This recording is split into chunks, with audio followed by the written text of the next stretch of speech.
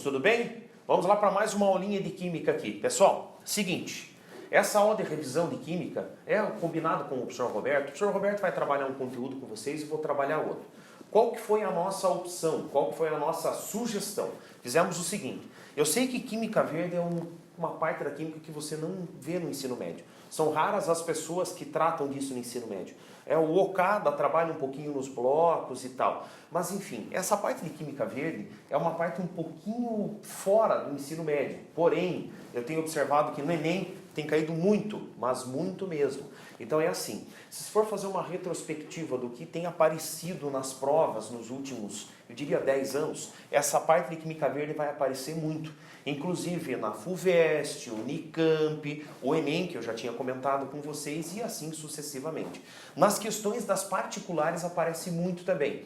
Mas por que isso não tem em apostila? Porque, obviamente, como eu disse a vocês, esse material não é apostilado, é um material relativamente novo. Se você fosse colocar na ponta do lápis, o que seria essa ideia de Química Verde? Seria assim, bom, primeiro, vamos falar um fator histórico. Gente, isso aqui é relativamente novo. O primeiro conceito de Química Verde, a primeira deixada de Química Verde veio lá da década de 90. 91, 92, ou seja, é relativamente novo. Se você fosse colocar isso aí para a ciência, é muito pouco, né? É uma teoria nova. O que seria isso? Vamos ver esse conceito de Química Verde. Seria assim, pode ser definida como desenho, desenvolvimento e implementação de produtos químicos e processos para reduzir ou eliminar o uso ou gerações de substâncias nocivas à saúde humana e ao ambiente. Este conceito também pode ser atribuído à tecnologia limpa. Pessoal, é impossível de você fazer qualquer concurso hoje sem falar ou mencionar a palavra reciclagem, química limpa, pesticida e por aí afora. É só olhar as questões do Enem, tudo bem? Então esse é um conceito simples. Química Verde é pegar a química e transformar os compostos nocivos ou mudá-los, tirá-los de cena, colocar outros compostos. Essa é a ideia da Química Verde, os produtos naturais e por aí afora. Então seria mais ou menos assim. Os produtos ou processos da Química Verde podem ser divididos em 3 categorias fundamentais. O uso de fontes renováveis, pessoal, aqui é combustíveis. Por exemplo, cana-de-açúcar, biodiesel. Eu vou chamar a atenção lá, mais para frente, nos slides posteriores, eu vou chamar a atenção nessa parte renovável. Ou recicláveis de matéria-prima. Claro, esse é fundamental. O aumento da eficiência energética. Pessoal, é impossível falar de Enem sem falar de energia. É só você olhar as questões. Energia sempre cai. Tá? Energia, seja ela nuclear, seja termoquímica, seja energia por fontes renováveis, seja energia do bagaço da cana-de-açúcar, teremos várias aulas disso ainda. Fiquem tranquilos quanto a isso. Tá? Ou utilização de menos energia para produzir a mesma ou maior quantidade de um produto. Imagine que legal você tem uma síntese de um produto, onde a síntese tradicional gasta muita energia. Eu vou produzir uma nova síntese do mesmo produto com menos energia. Isso é fundamental. E olha só os terceiros. Evitar o uso de substâncias persistentes, bioacumulativas, tóxicas. Vamos lembrar disso? Pró-álcool. Nós vamos falar lá na frente. Qual que foi o lance do pró-álcool lá na década de 70? Você não era nem nascido ainda, cara. Qual era a ideia? A ideia era produzir um combustível alternativo. O etanol hoje é um combustível alternativo. Ou seja, ele entra neste item e neste item. Por quê? Eu tirei uma substância nociva, que é o tetrietilchumbo. Chumbo é metal acumulativo no meio ambiente. Logo, eu troquei por etanol. Então, até hoje é isso, A gasolina é acrescida etanol. Que aí nós vamos ter uma aula só disso futuramente, que será a aula de combustíveis. Bom, vamos ver a ideia. Pessoal, alguns cientistas, se você fosse procurar artigos disso aqui, é uma parte complicada, é uma parte complexa, eu vou falar, são 12 tópicos. Alguns deles eu vou enfatizar, outros eu vou apenas comentar e dar alguns exemplos. Então veja assim, 12 tópicos que precisam ser perseguidos quando se pretende implementar a Química Verde. Agora presta atenção, em uma indústria, em uma instituição de ensino, pode ser no Senhora de Fátima. Vocês podem aplicar a Química Verde no Senhora de Fátima. De que forma? Já vamos chegar a esse ponto. Ou pesquisa na área de química. Pesquisa quer dizer, são centros de pesquisa. Bom, vamos ver aqui. Primeiro deles, prevenção. Evitar a produção do resíduo é melhor do que tratá-lo ou limpá-lo após a geração. Bom, vamos cá entre nós, a prevenção é a alma de qualquer negócio, seja ele na química, seja ele numa indústria, seja ele em uma empresa. Mas o que significa isso? Olha que interessante, olha essa imagem. doces, guloseimas, nós temos aqui balas de goma, nós temos aqui gomas de mascar. O que isso tem a ver com prevenção, professor? Isso aqui é comida, justamente. Olha as cores dessas comidas aqui. Pessoal, o que dá cor na química? Corante. Agora vamos pensar o seguinte, será que na indústria o corante é feito como? Existem duas vertentes de corantes. O primeiro são os corantes artificiais, esses são os problemas. É aqui que eu vou chamar a atenção, é aqui que nós vamos chegar. E nós temos os corantes naturais, por exemplo, a cúrcuma é natural, tem uma cor amarela maravilhoso, e assim por diante. Nós temos vários corantes naturais. Agora vamos lá. Será que na indústria química é utilizado o corante natural ou artificial? Leia nos rótulos. Pega uma balinha de goma dessa e leia no rótulo da bala de goma. Você vê, são corantes artificiais. Pessoal, veja aqui como é simples. No produto, na goma de mascar, no chiclete, na goma, na balinha de goma, não está escrito no rótulo que o corante artificial utilizou um solvente, por exemplo, acetona e demais solventes que são extremamente agressivos ao meio ambiente. Mas é muito simples você procurar e ver que esses corantes, nas suas sínteses, ou seja, na produção do corante, existem substâncias que são nocivas. Então, qual que é a prevenção? Por que usar corante artificial se eu posso usar o natural? Prevenção, tá vendo? Uma imagem que traz a ideia da química verde. Essa é a ideia. Então, é muito mais fácil eu colocar no rótulo dizendo que ele é natural do que não colocar no rótulo dizendo que ele foi artificial e que teve várias substâncias nocivas para produzir o corante artificial. Essa é a ideia, uma imagem que traz a prevenção. Tá bem? Essa é a ideia da química verde. Vamos ver aqui, ó, economia de átomos. Gente, isso aqui já caiu no Enem, eu já vi isso aqui na USP, segunda fase, tá? Economia de átomos. Deve-se procurar desenhar metodologias sintéticas que possam maximizar a incorporação de todos os materiais de partida no produto final. Olha só como isso aqui é interessante. Olha como é que eu calculo. Economia de átomos é a massa do produto pela massa dos reagentes. Parece simples, não? Vamos pegar um exemplo. Pessoal, eu peguei um exemplo de uma reação qualquer. Isso aqui é na indústria farmacêutica. É claro, você deve imaginar que a indústria farmacêutica, se você for procurar isso a fundo, estudar isso a fundo, eu estou falando isso em pesquisa científica, você vai ver que tem um tal de fator E, que a indústria farmacêutica é responsável, eu diria que na sua totalidade, pelo grande fator E. Ou seja, grande emissão de poluentes e pouca economia de átomos, pouca ou nenhuma, em alguns casos. Por exemplo, se você for pegar essa reação, eu tenho aqui, esse aqui é um butanol. Ele vai reagir com KBr na presença de ácido e produz o brometo de N-butila. Tudo bem? Esse aqui é um precursor de síntese orgânica, indústria farmacêutica. Uma reação qualquer, essa é uma reação de substituição, você vai ver com o professor Roberto. E nós temos dois subprodutos que não me interessam. Um deles é a água. A água é pouco nociva. Então nós temos aqui o bisulfato. Será que esse bisulfato é uma ideia? Será que houve economia de átomos? Vamos fazer as continhas. Pessoal, olha só, eu peguei a reação aqui, né? Esqueci de mencionar no slide anterior, é substância 1, 2, 3, 4, eu só numerei as substâncias. Agora olha que interessante, eu vou pegar alguns reagentes, por exemplo, este é o reagente inicial, este é o reagente inicial, este é o reagente inicial. É claro que eu não vou fazer estequiometria com vocês, eu peguei um exemplo, peguei uma massa dessa substância, peguei uma massa dessa substância, peguei uma massa nessa substância. Eu tenho que ter massas, eu tenho que ter os reagentes misturados para que haja a reação. E agora olha que interessante. Os produtos, né? Eu fiz a reação, aí eu filtrei, pesei, isolei o meu produto principal, que é o brometo, né? Ou um bromobutano, e aí eu vou ter duas situações. Eu tinha uma massa esperada, essa aqui é aquele rendimento 100%, a massa que eu esperava era 31,93 gramas. Mas infelizmente nós temos perdas no processo. E as perdas na filtração, perdas no processo, impurezas e afins, eu consegui 25,86 gramas. Gente, isso aqui em síntese laboratório é muito simples. Eu peso os reagentes e peso o meu produto. Eu esperava isso e tive isso. Agora olha que interessante.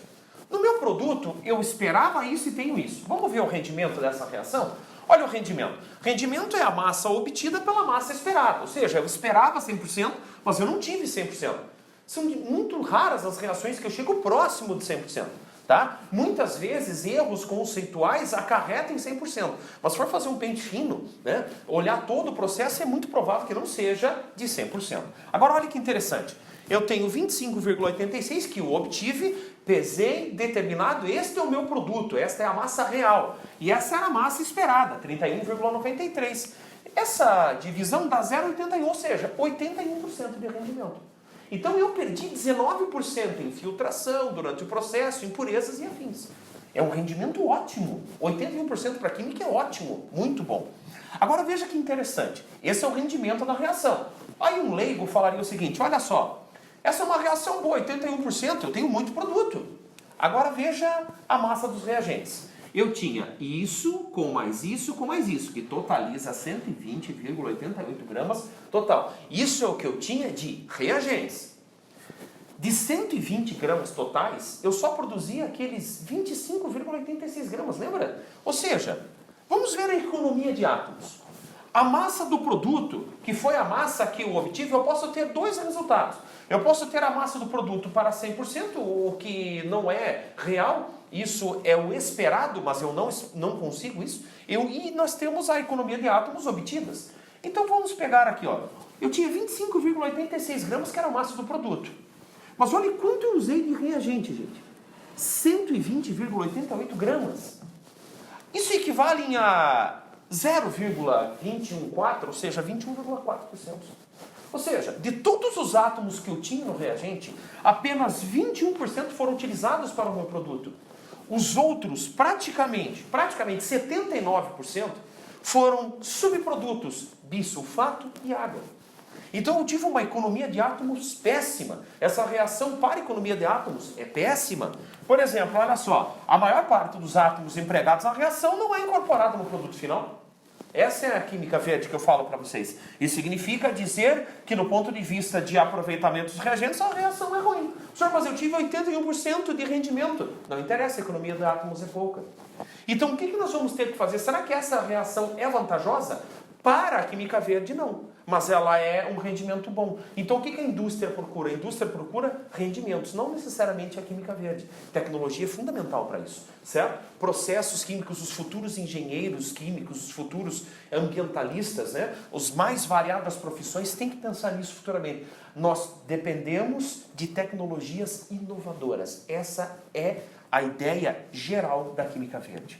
Pessoal, olha o 3. Síntese de produtos menos perigosos. Isso é fundamental. Isso não precisa nem dizer para vocês que é química verde. Sempre que praticável, a síntese de um produto químico deve utilizar e gerar substâncias que possuam pouca ou nenhuma toxicidade à saúde humana ou ambiente. Pessoal, eu vou dizer que o 3 e o 4 eles são interligados. Olha só. Desenho de produtos seguros. Os produtos químicos devem ser desenhados de tal modo que realize a função desejada e ao mesmo tempo não serem tóxicos. Pessoal, olha que interessante. Coloquei a foto de uma planta e umas lagartas. O que isso tem a ver com síntese de produtos menos perigosos, desenho de produtos mais seguros? Eu disse que o 3 e o 4 são interligados. Uma simples foto. Lembra lá das balinhas de goma? Lá era prevenção, correto? O que tem a ver uma lagarta com isso? Inseticida. Vamos pensar o seguinte. Os inseticidas hoje, eles são utilizados em todo o mundo porque nós precisamos de alimento. Vamos pegar aí de novo o glifosato. O glifosato é um inseticida que ele é bem eficaz, só que ele tem um problema grave, ele é extremamente perigoso. Tá? No ano retrasado, a Monsanto foi processada e perdeu uma ação na justiça de $1 bilhão, porque um funcionário da mesma foi diagnosticado com câncer e ele provou que o câncer foi devido ao glifosato. E aí o que nós temos hoje? O glifosato utilizado de forma desenfreada no Brasil, por exemplo, na soja. Agora olha que interessante isso aqui. Ó. Teve uma empresa nos Estados Unidos, esta é uma lagarta que causa, eu diria que estragos em vários tipos de lavouras.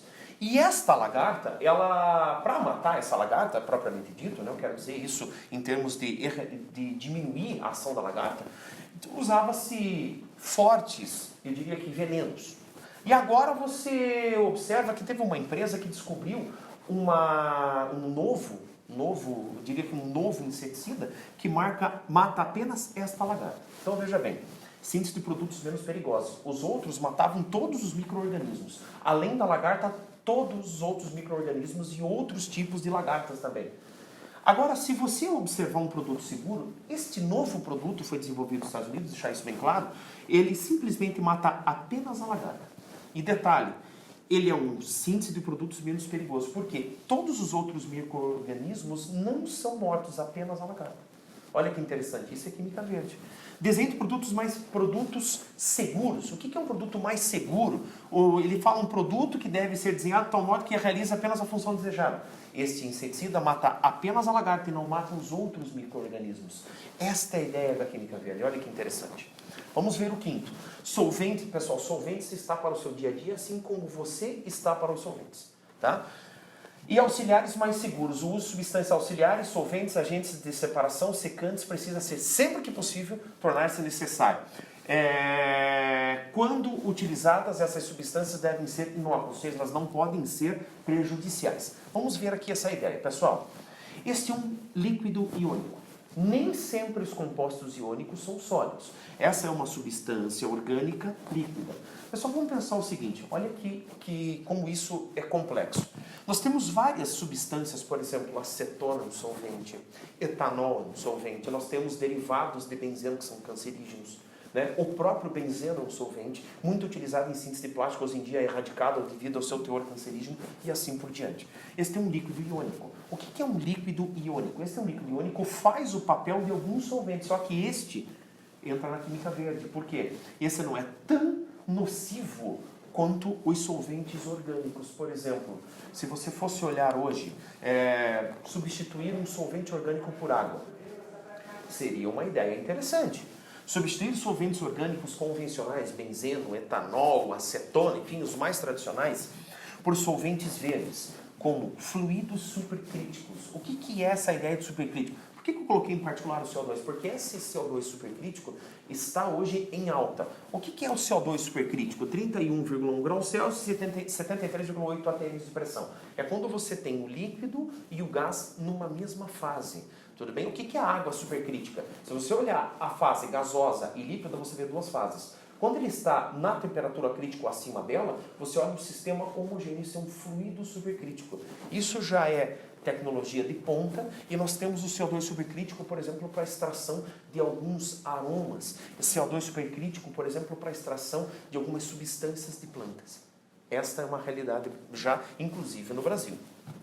Líquidos iônicos que eu citei aqui, esse é o exemplo de um líquido iônico, né? O nitrato de 1-butilpiridínio é um líquido iônico, então é uma substância iônica. Senhor, mas todos os iônicos são sólidos. Eu não disse que todos os iônicos, estou falando na química inorgânica, aqui já é química orgânica, né? Então essa substância, ela é líquida. E aí, iônicos a temperatura ambiente. Por exemplo, a água, se você for usar água supercrítica hoje, que é aquele lance que eu te falei de duas fases em um sistema monofásico, esta água supercrítica pode, por exemplo, ser utilizada no lugar da acetona, que tem a mesma ideia de solvatação e de dissolução. Olha que interessante. Tá vendo? Isso é química verde. Ah, mas precisa de tecnologia. Estudem. A gente tem que estudar para melhorar a tecnologia. 6. Busca pela eficiência de energia. A utilização de energia pelos processos químicos precisa ser reconhecida pelos seus impactos ambientais e econômicos e deve ser minimizada. Aqui vai entrar questões 100% do Enem.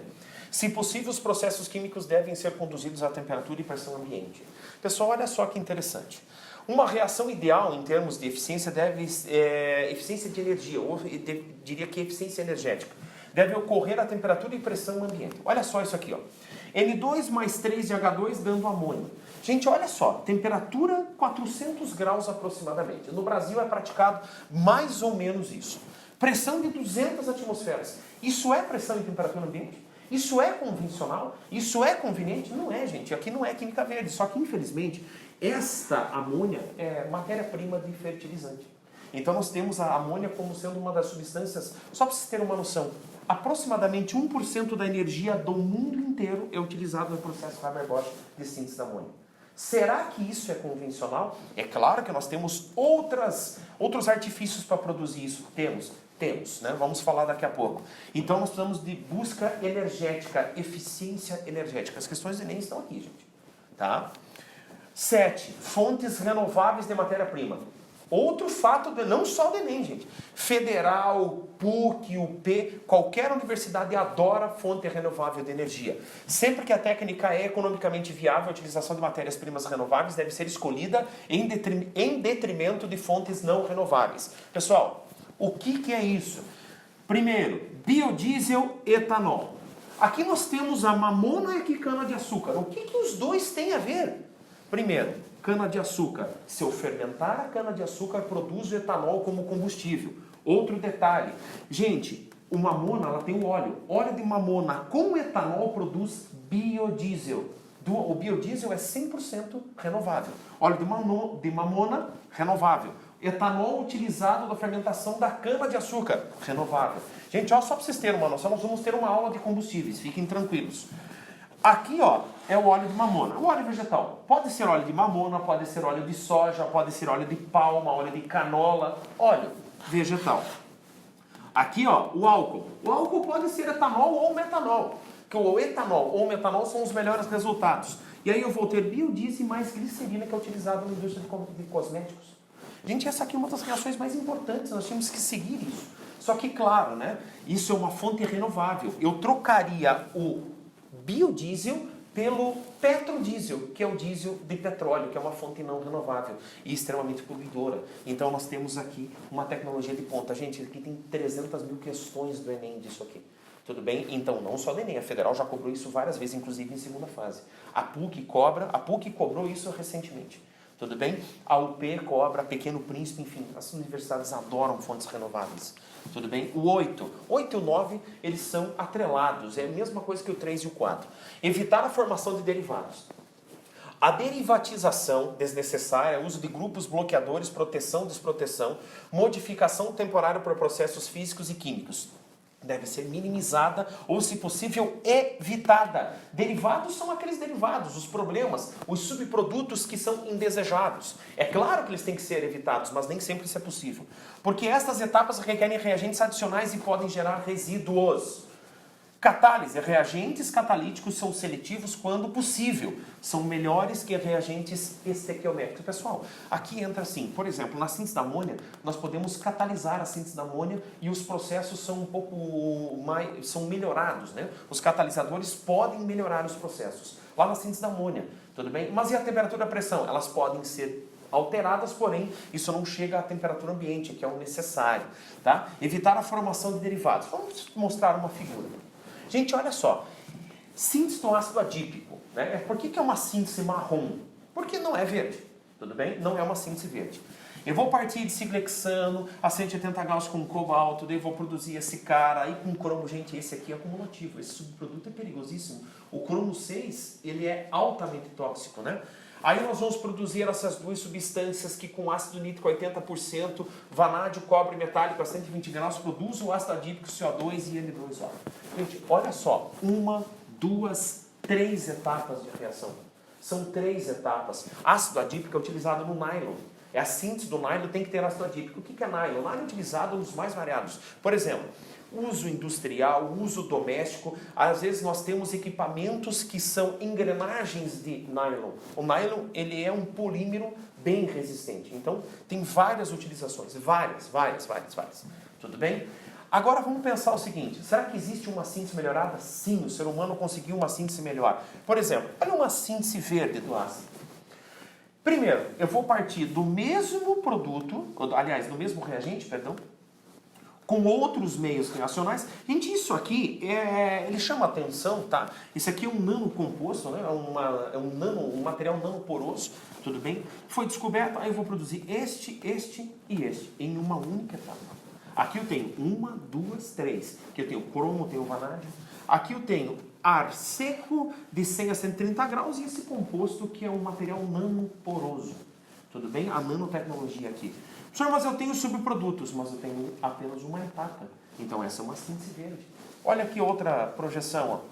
Partindo deste produto, ou melhor, deste reagente, nós temos uma única síntese produzindo ácido adípico e água. Vocês estão vendo, gente? Água, não há problemas. Não tem um problema com água. Olha aqui os catalisadores.